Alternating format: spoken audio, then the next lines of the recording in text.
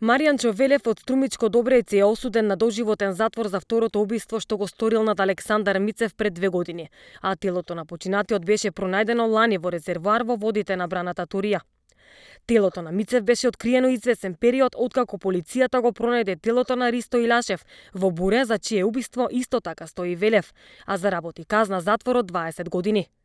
Од пресудата јавното обвинителство се задоволни, иако одбраната на обвинетиот има право на жалба до апелација, кажа Виолета Милчовска.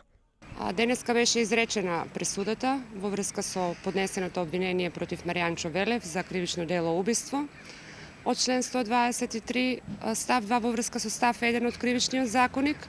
Судот одлучи на обвинетиот со примена на одредбите од Кривичниот законник да му изрече казна до животен затвор.